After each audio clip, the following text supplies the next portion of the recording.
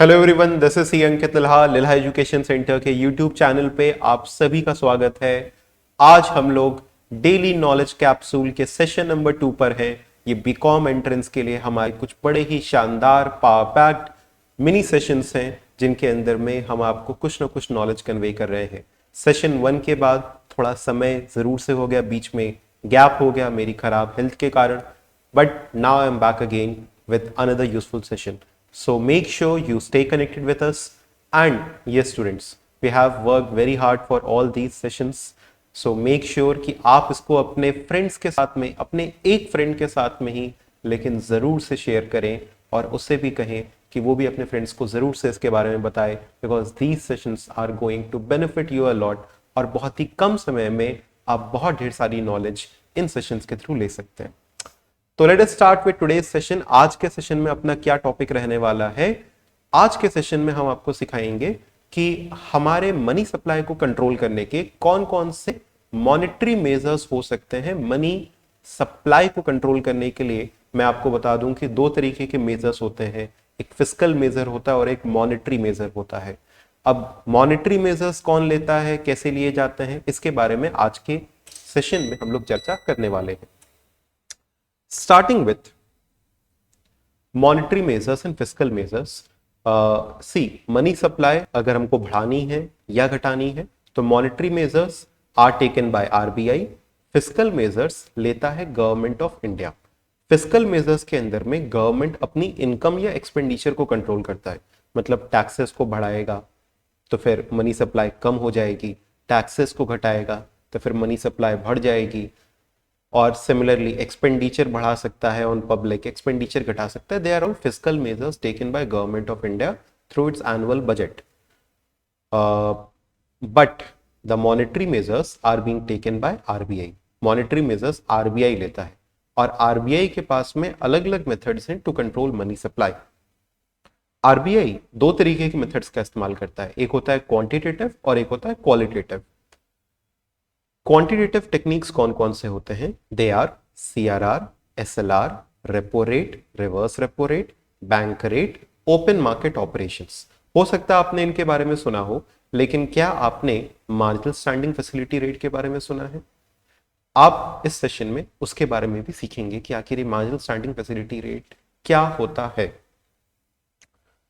Qualitative instruments के बारे में हम बहुत ज्यादा चर्चा नहीं करेंगे, लेकिन ये कौन से इंस्ट्रूमेंट्स हैं?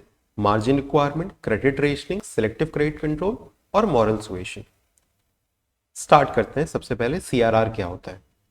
सीआरआर या कैश रिजर्व रेशियो वो पार्ट है जो कि एक कमर्शियल बैंक अपने डिपॉजिट्स में से कैश के रूप में आरबीआई के पास जमा कराता है।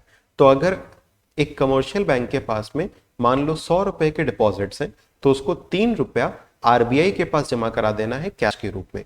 इससे आरबीआई उस पैसे को इमरजेंसी के तौर पे इस्तेमाल कर सकता है। तो ये रिजर्व कमर्शियल बैंक रखता है आरबीआई के पास में in the form of cash called as CRR. ये किसका परसेंटेज होता है? ये परसेंटेज होता है एनडीटीएल का, मतलब नेट डिमांड और टाइम लायबिलिटीज का। ये जितने भी परसेंटेजेस हम लोग पढ़ेंगे it will be a percentage of NDTL, net demand and time liabilities, मतलब जितने भी उसके पास डिपॉजिट्स उसका। ये हर 2 वीक में रिव्यू किया जाता है। ये रेट कौन डिसाइड करता है? ये रेट आरबीआई डिसाइड करता है अपनी क्वार्टरली मॉनेटरी पॉलिसी में। मतलब आखिरी जो इसकी क्वार्टरली पॉलिसी आई होगी वो आई है जनवरी टू मार्च 2021। तो अभी मार्च 2021 तक के लिए सीआरआर क्या चल रहा है? मार्च 2021 तक के लिए सीआरआर है इस समय करेंटली 3%। ठीक है, अब सीआरआर का कैसे यूज किया जाता है मनी सप्लाई को कंट्रोल करने के लिए?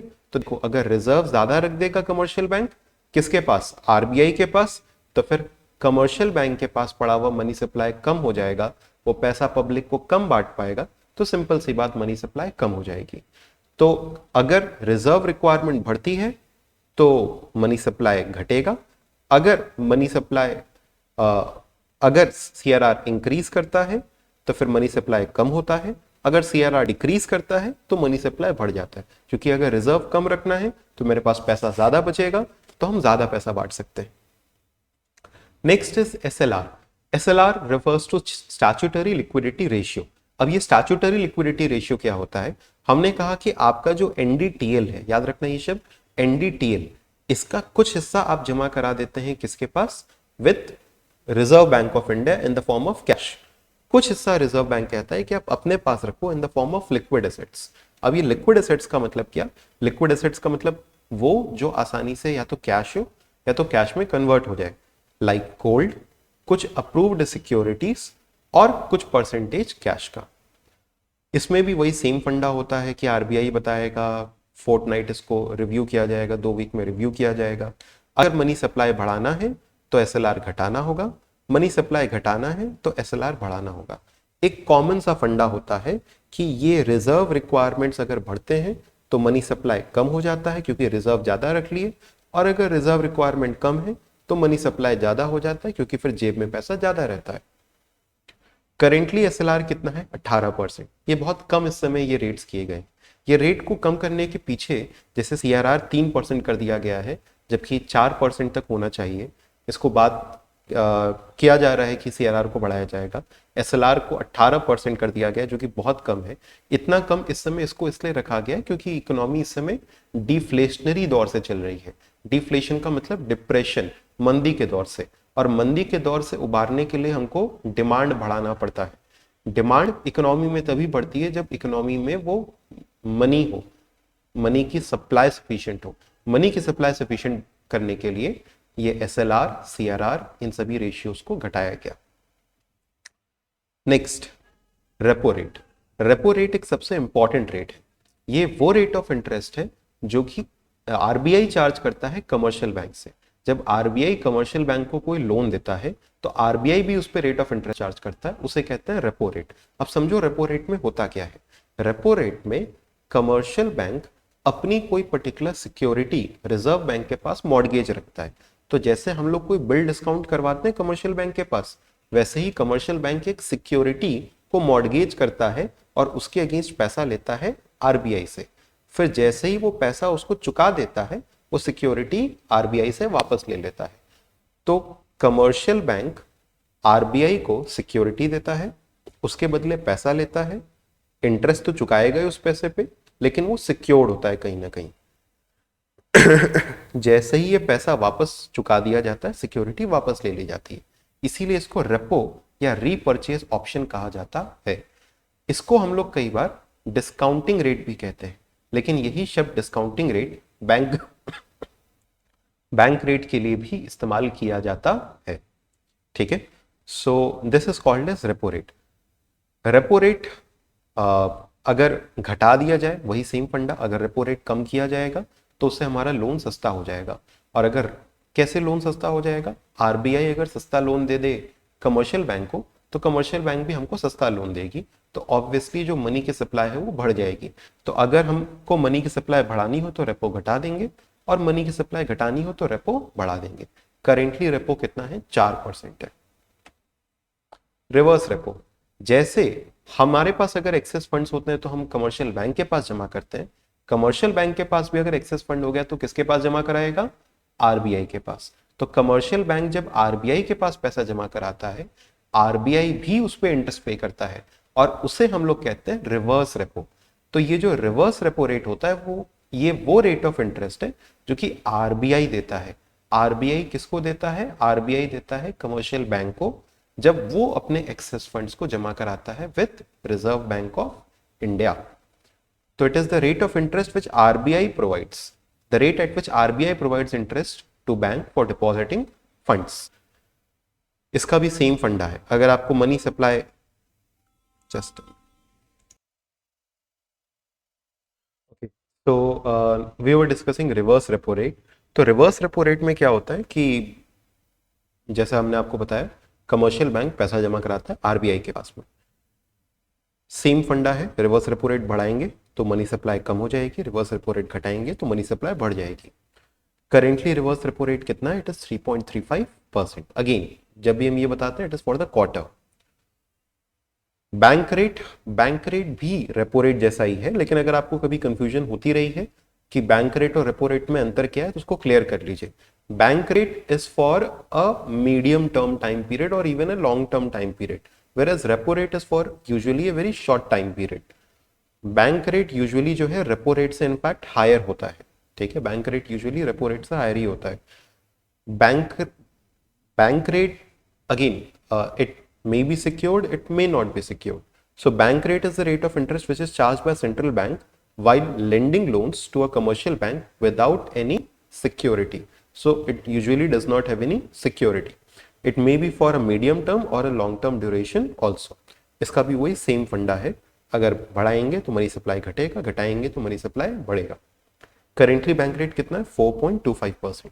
याद रखना, इसको बेसिस पॉइंट्स भी कहते हैं, मतलब 25 बेसिस पॉइंट जो परसेंटेज होता है, जो 0.1, 0.2 या 0.0, तो 0.01% 0.01% को एक बेसिस पॉइंट कहा जाता है। ठीक है, तो इसको ऐसे भी कह सकता है कि 4% 25 बेसिस पॉइंट्स। ठीक है, तो अगर मान लो 4.25 से कभी 4.2 होता है तो कहा जाता है अखबारों में कि 5 बेसिस पॉइंट नीचे गिर गया। Next is something very new which is marginal standing facility rate. अब ये मार्जिनल स्टैंडिंग फैसिलिटी रेट क्या है?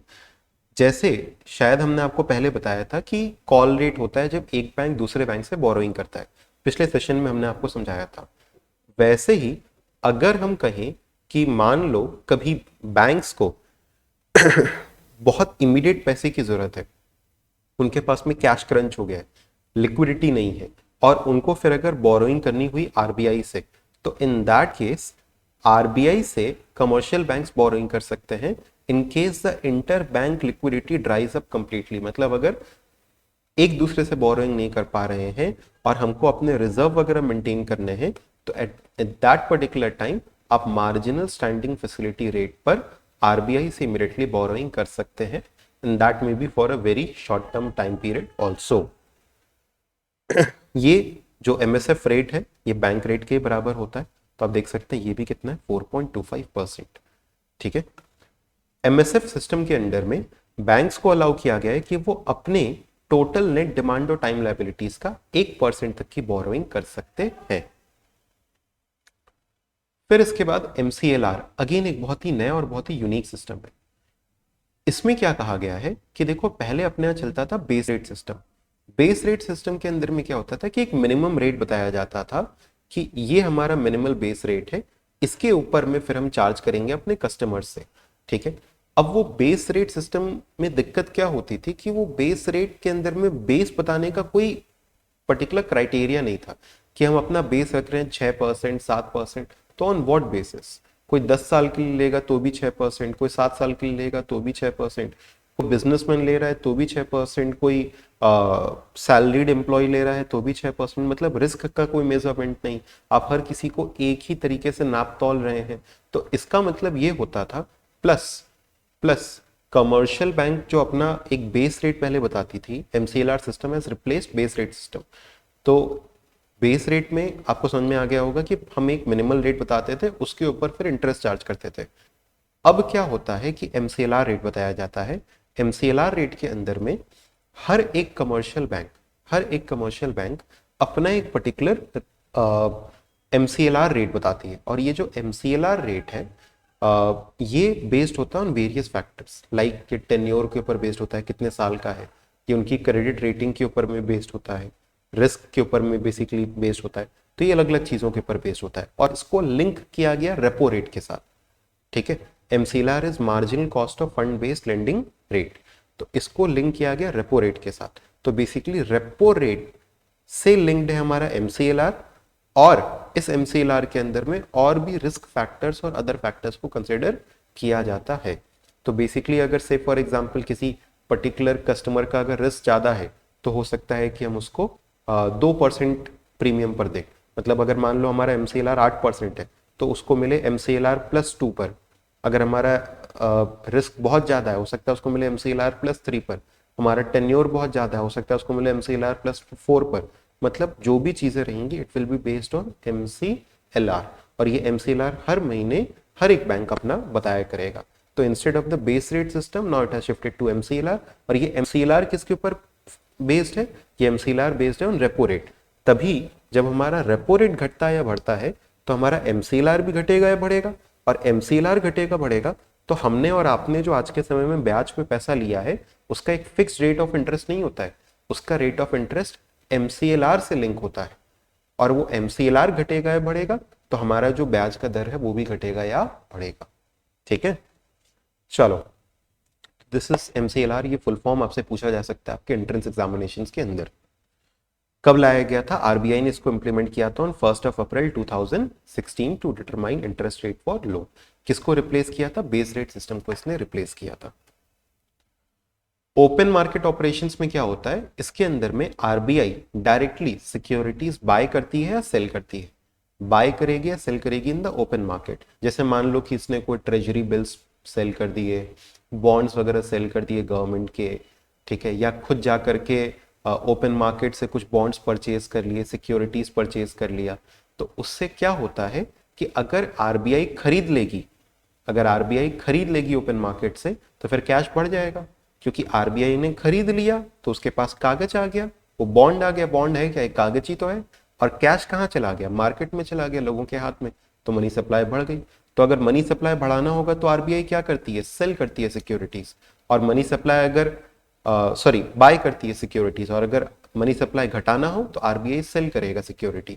मतलब आपको हो सकता है कोई बॉन्ड बेच दे, बॉन्ड बेच देगा तो आपके हाथ में कागज आ गया और वो पैसा किसके हाथ में चला गया? RBI के हाथ में। चलिए, तो एक सिंपल सा फंडा है कि मनी सप्लाई कब बढ़ाया या घटाया जाता है। इन्फ्लेशन होता है तो मनी सप्लाई घटाना चाहिए ताकि डिमांड कंट्रोल में रहे। और डिफ्लेशन या डिप्रेशनरी सिचुएशन होती है, मंदी का दौर होता है तो हम लोग मनी सप्लाई बढ़ाते हैं, जैसा कि हम लोग कुछ समय पहले तक काफी ट्राई कर रहे थे। शॉर्टकट ये है कि भैया अगर मनी सप्लाई बढ़ानी है तो CRR, SLR, repo, reverse repo, bank rate सब बढ़ना चाहिए, सॉरी घटना चाहिए। और अगर मनी सप्लाई घटाना है तो ये सब का सब बढ़ना चाहिए। अब सीधे कुछ MCQs के ऊपर आते हैं। देखिए, हमने आपके साथ क्वालिटेटिव वाले डिस्कस नहीं किए हैं। क्वालिटेटिव वाला एक बार आप जरूर से रिव्यू कर लेना। कुछ MCQs आपके साथ डिस्कस करते हैं। What is bank rate? Bank rate is the rate on deposit given by commercial bank, rate charge by bank on loans and advances, rate payable on bonds, या rate at which RBI discounts the bills of exchange. कौन सा होगा? Rate on deposit given by commercial bank ना, rate charge by bank on loans ना, rate payable on bonds ना, लेकिन rate at which RBI discounts the bill of exchange. अब bank rate को कई बार इस तरीके से भी डिफाइन किया जाता है। कैसे? वो रेट जिस पे RBI बिल्स ऑफ एक्सचेंज को डिस्काउंट करता है। ठीक है, next, which of the following measure would result in an increase in the money supply in the economy. इसमें से किन किन वजहों से मनी सप्लाई इंक्रीज होगा? सेल ऑफ गवर्नमेंट सिक्योरिटीज, कैसे मनी सप्लाई इंक्रीज होगा? नहीं, डिक्रीज होगा। इंक्रीज इन एक्सपेंडिचर से मनी सप्लाई इंक्रीज होता है? यस। जब खर्च ज्यादा होता है तो ये फिस्कल मेथड है, लेकिन इससे मनी सप्लाई इंक्रीज होता है। रिडक्शन इन टैक्स, अगर टैक्स कम कर दें तो क्या मनी सप्लाई बढ़ जाएगा? यस, क्योंकि लोगों के हाथ में पैसा ज्यादा बचेगा। तो 2 and 3 are correct for increasing money supply. Monetary measure नहीं है, फिस्कल मेजर है। और fourth, purchase of government securities from the public by the central bank. Government securities purchase कर लेते हैं पब्लिक से सेंट्रल बैंक। तो यस, 2, 3 and 4 तीनों ही तरीके हैं for increasing money supply. The correct answer is D. Next, which of the following measures can be used to reduce inflation. Inflation reduce करने के लिए कौन सा तरीका इस्तेमाल कर सकते हैं? Increase in CRR, yes, CRR बढ़ाया जाता है इन्फ्लेशन के टाइम पे। SLR बढ़ाया जाता है, बिल्कुल सही। रेपो रेट बढ़ाया जाता है, बिल्कुल सही। घटाया जाता है? नहीं। Decrease in reverse repo rate? नहीं। ये तीनों इंक्रीज करते हैं तो उससे मनी सप्लाई घटती है और इन्फ्लेशन कंट्रोल में आता है। तो correct answer is 1, 2 and 3। And finally, which of the following would have inflationary effect on the economy? Inflationary effect मतलब मनी सप्लाई का बढ़ना। तो RBI अगर नया बॉन्ड रिलीज करे मार्केट में तो इन्फ्लेशनरी इफेक्ट है ना, क्योंकि इससे तो मनी सप्लाई कम होगी। रेपो रेट घटा दे तो इन्फ्लेशनरी इफेक्ट है? यस, क्योंकि इससे मनी सप्लाई बढ़ेगी। Increasing bank rate? नो, इससे मनी सप्लाई घटेगा। Reduction of CRR? यस। तो सेकंड और फोर्थ वाले से ऐसा होगा। करेक्ट आंसर है क्या? सी, इन्फ्लेशनरी इफेक्ट मतलब मनी सप्लाई का बढ़ना। Dear students, I hope you enjoyed this session. Don't forget to subscribe our channel, Lila Education Center, and stay connected with us for more such awesome sessions. This was C. Ankit Lal from Lil Education Center. Bye.